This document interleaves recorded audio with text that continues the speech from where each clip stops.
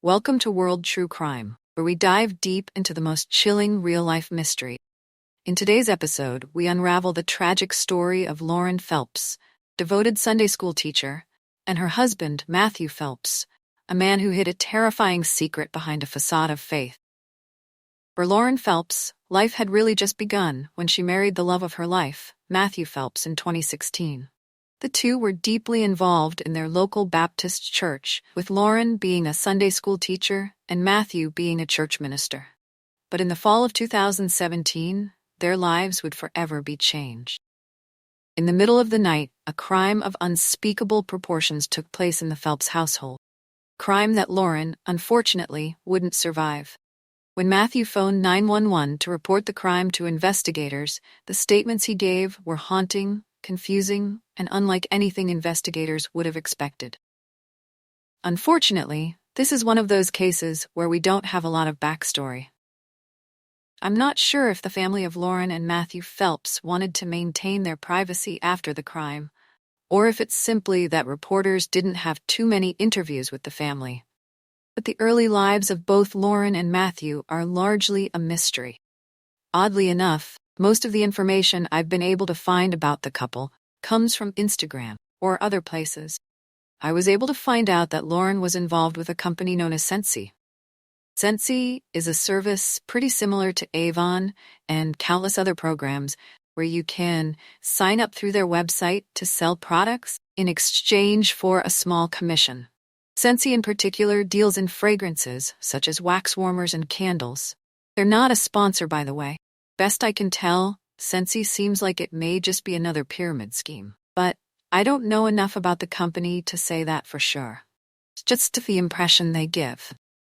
Anyway, Lauren teamed up with Sensi sometime in 2015 or 2016, and it seems as though she was doing quite well. She'd received a few awards during her time working for the company, and everything seemed to be working out great for her.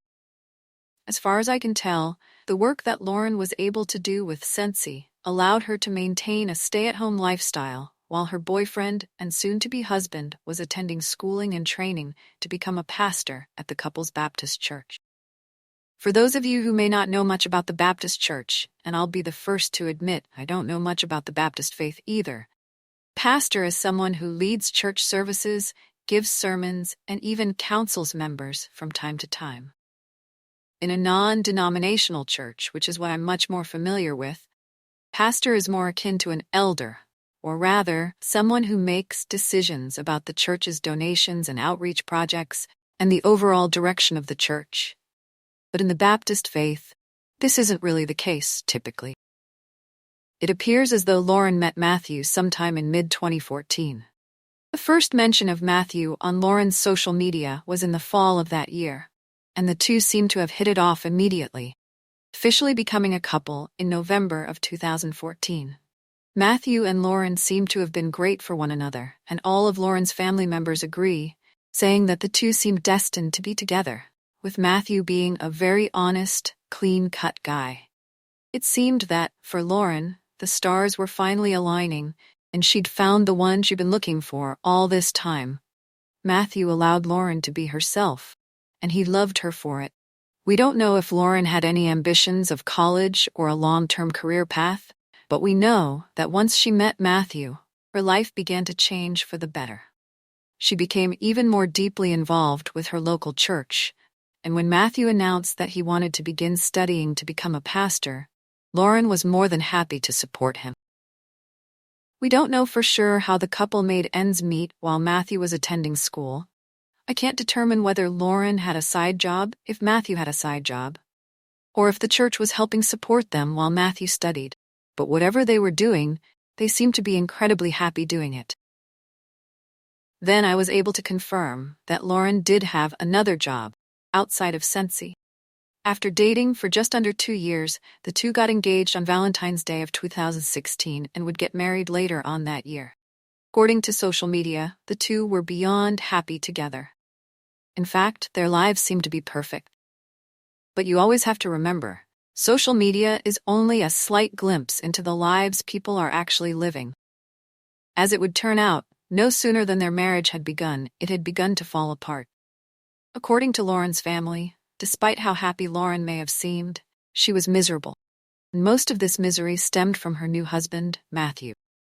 As it would turn out, Matthew wasn't, at all, the man he claimed to be. Marriage, a facade. You'd never guess it, but Lauren and Matthew were walking on very thin ice from the moment they got married. I'm sure most of us already know that. When you marry someone, typically you combine finances. I know there are certainly couples out there who don't do this, but more often than not, couples share everything with one another, including their money. This is where things began to cause trouble for the Phelps household. See, when they were single, everything was working out great between Matthew and Lauren. After all, they each had control over their own lives, and they only shared what they felt comfortable sharing with one another. But now that they were married, they more or less felt obligated to share every little detail with one another. And that's when Lauren began to make a few discoveries about Matthew that she never would have expected. After living together for a few short months, Lauren began to realize that Matthew had a serious problem with money. We don't know for sure just how deep this rabbit hole really goes, but according to Lauren's family and friends, Matthew was spending money like he was a member of Congress. But in reality, his income was virtually nothing. At least, it was nothing compared to the amount he was spending. It's pretty safe to assume that Matthew was likely in a lot of debt, but I haven't been able to confirm this for certain, so don't take that as a fact. But according to Lauren's peers, Matthew was living a lifestyle that simply wasn't sustainable, no matter how you looked at it. This naturally caused serious problems in the couple's relationship, and Lauren was at wit's end no sooner than their marriage had begun. Lauren was known for being resourceful, honest, and careful about how she lived her life. Matthew, on the other hand, was a bit more rambunctious and careless. Lauren had spoken with him time and time again about the sheer amount of money he was spending, and Matthew seems to have made every attempt to cut down on his spending, but he just couldn't shake the habit. After all, for some people, buying things can be an addiction, even a way to hide their pain and discomfort in various aspects of their lives. And this certainly seems to have been true for Matthew. Matthew was unhappy with his life. On the surface, he had everything. Beautiful wife, a fulfilling job, a nice car, everything most people would ever aspire to have. But that just wasn't enough for him. Lauren grew so concerned about Matthew's spending habits that she began limiting the access that he had to their bank account. But even this didn't seem to work, as he'd always find a way around Lauren's safeguards. This led to one argument after another. And before they knew it, both Lauren and Matthew were at wit's end with one another. Lauren seems to have been set on working out whatever flaws the couple had, but she could only take so much. In mid-2017, Lauren had been speaking with a few of her friends about Matthew, and she began to fear that their relationship wasn't going to work out. No matter what she did, she felt like Matthew wasn't willing to cut back on his spending, and if the couple were ever going to start a family together, big changes needed to be made. But Matthew wasn't willing to make these changes. To top this off, Lauren had begun to suspect that Matthew wasn't being faithful. She couldn't prove anything just yet. At this point, it was more of a gut feeling than anything else. Lauren did her best to see past Matthew's flaws, but they were becoming too large to ignore, and it was causing their lives to spiral out of control. While Lauren was obsessed with things like her cute outfits, Star Wars, dogs, and children, Matthew's priorities were elsewhere. See, Matthew wasn't the man that he portrayed himself to be. Matthew had a dark side. Contrary to Lauren's more lighthearted interests and hobbies, Matthew seems to have had an affinity for horror movies and the macabre, particularly the movie American Psycho. If you've never seen the movie, a quick rundown is that the main character, Patrick Bateman, is an investment banker who lives a double life as a serial killer. According to friends of Matthew, he was truly obsessed with the film to a concerning degree. He'd even dress up as some of the characters from the film on holidays from time to time. But things got much darker and much more concerning when Matthew was casually talking with one of his friends over drinks one day. This friend says that, seemingly unprovoked, Matthew brought up serial killers. But not only this, he confessed that he often wondered what it would be like to claim someone's life. Now, I'm sure this is a thought that's crossed all of our minds at some point in our lives, but Matthew seemed strangely curious. This wasn't just a passing thought for him. Friends said that he could tell. There was a strange energy that encompassed Matthew as he pondered the thought of this. It wasn't too long after this conversation. Tragedy struck. It was September 1st, 2017. The Phelps couple were asleep in their apartment, and it was, by all means, a night like any other.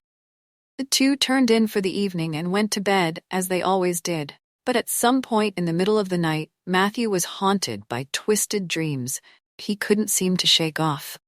Matthew had actually revealed that he struggled to sleep most nights.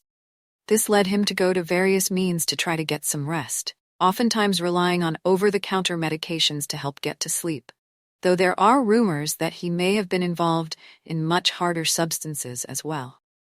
On this particular night, Matthew had taken a high dose of cough medicine, as he had heard from a friend that it was the easiest way to turn in for the night. But one of the side effects of this medicine is that it could cause some rather wild dreams. Matthew was experiencing this firsthand. He never revealed specifically what these crazy dreams were about, but they were so disturbing that he eventually got out of bed to clear his mind for a bit, trying to calm down. As he crept out of bed, he stumbled over to the bedroom doorway and turned on the light. But when he turned to face the room, he didn't believe his eyes.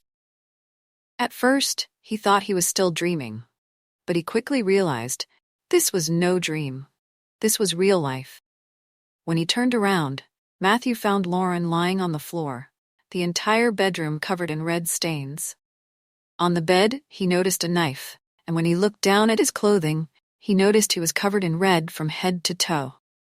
Unsure of what to do, Matthew did the only sensible thing and called the police.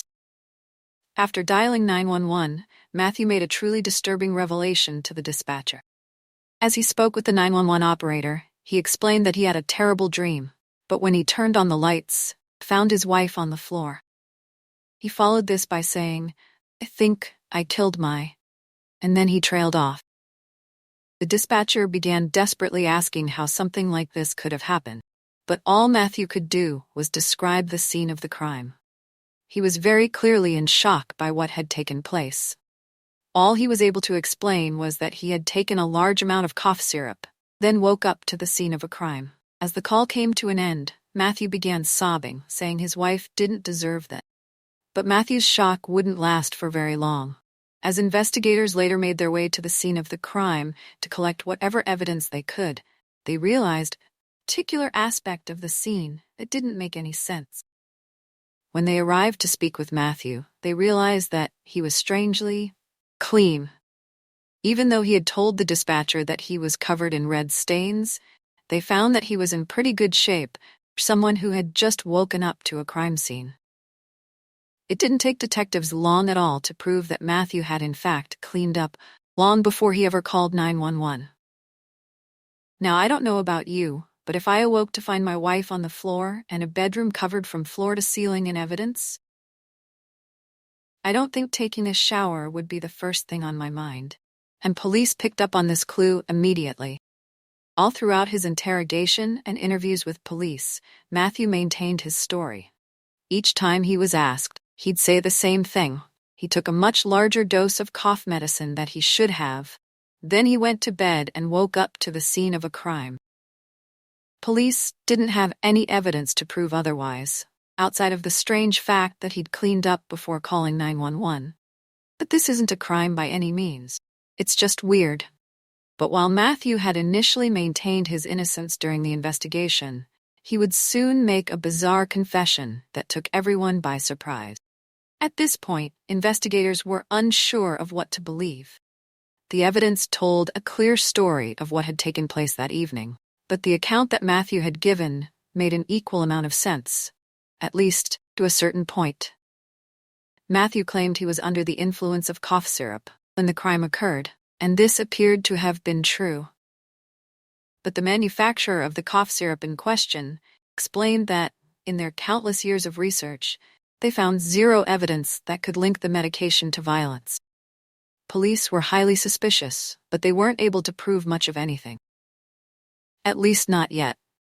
As his trial was underway, Matthew was speaking with the judge who would be overseeing his case. As he spoke with the judge, Matthew's demeanor began to change. Up to this point, Matthew had shown no signs of remorse. In fact, when investigators spoke with him at the scene of the crime, they noted that he showed no significant signs of emotion, claiming he didn't even shed real tears. But as he spoke with the judge, Matthew underwent a major shift and actually admitted to the crime. As he told his side of the story, he opened up about the possibility of being responsible for the crime. Then, just a few brief moments later, he more or less confessed that the cough syrup probably had nothing to do with his actions that evening. The judge asked, "Are you admitting guilt?" Matthew agreed. Some prosecutors believe that Matthew only did this as a way to avoid the death penalty, while others believe that he really was beginning to show signs of remorse. It's difficult to say one way or the other, if I'm being honest. But this is nowhere near the end of the story, and things would only get worse for Matthew from here. As the case was still undergoing investigation and the trial was underway, detectives managed to track down multiple social media accounts that Matthew owned. He had 2 Instagram accounts, once titled Marty Radical and another titled Uncanny Maddie. On his Marty Radical page, Matthew almost exclusively posted screenshots and quotes from the film American Psycho. The account has since been set to private, so I can't confirm any of the specific posts Matthew made, but the profile image from this account is still visible, and it's an image of Christian Bale from the film, covered in red spatter, so it's pretty safe to say that the allegations here are most likely true. As for Matthew's other account, well, let's just say that his bio didn't age well. The only part of this page that's still visible is the message in his bio that reads, "I'm just a pitiful anonymous drifting into the abstract. Can't seem to tell if I am dreaming anymore." Police have made a few bold suggestions, claiming that Matthew was so fascinated with American Psycho and so frustrated with his wife for trying to control their finances and threatening to divorce him that he snapped. In a fit of rage, they claim he enacted one of his favorite scenes from American Psycho, inflicting more than 120 individual wounds on his wife, then taking the time to clean himself up before ever calling the police. While Matthew has never admitted to these allegations, I don't think it would be much of a stretch to assume that investigators are correct in these assumptions. In the aftermath of the crime, Lauren's family has spoken out about the case, and Lauren's father has expressed regret over the last few weeks of Lauren's life. He mentioned that, just a few weeks before his daughter lost her life, he noticed that her demeanor had changed. She seemed paranoid, afraid, and worried about something. He regrets that he didn't question her further about this, and he believes that this may allude to Matthew's crime having been premeditated, and Lauren may have felt that something bad was about to happen. To make matters even worse, Lauren also learned that Matthew had been cheating on her. Lauren's sister says that she spoke with Lauren just hours before the crime unfolded, and she discovered that Lauren and Matthew had been arguing about Matthew's alleged affair, after she'd witnessed her husband sneaking out of the house to be with another woman. Lauren's sister believes that the two were most likely revisiting this argument when Matthew lost his temper and began attacking Lauren. But this has never been proven, though it would certainly make sense. We may never know for sure, but Lauren's family has been beyond heartbroken by the entire situation, though I'm sure that really goes without saying at this point. Lauren's mother describes Matthew as a master manipulator, also believing the crime was premeditated for months before it took place, though. In all honesty, I've found no reason to believe that this is true. According to Lauren's mother, police allegedly told her that most of Lauren's wounds had come from behind, and they had reason to believe that he had knocked her to the ground, sat on top of her, and inflicted most of the wounds while she was defenseless against him. In response, Lauren's father said, "I think about it every day, what I did wrong, what I missed. Till this day, I just regret not knowing or keeping my eyes open and watching. I just took everything as is." When asked about the possibility of forgiving Matthew one day, Lauren's father replied, "No, I'll take it to my grave, and I'll still hate him." In the end, Matthew was sentenced to life in prison with no possibility of parole. Now I can already tell that a select few people watching this video are going to run to the comments and start ranting about how this Christian man killed his wife, and how the church is a scam, and how we need to outlaw Christianity because it's nothing more than a fairy tale to steal people's money, and how the Bible promotes violence. Let me just tell you, Matthew was not a Christian man. Matthew was a fraud, a joke even. In fact, one of his social media accounts didn't even describe him as being a pastor or a pastor in training. It described him as an entrepreneur.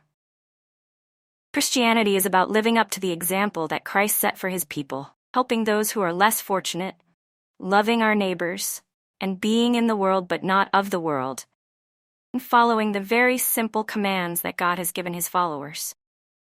Matthew was none of those things. Matthew was a hateful man who turned his back on religion a long time ago.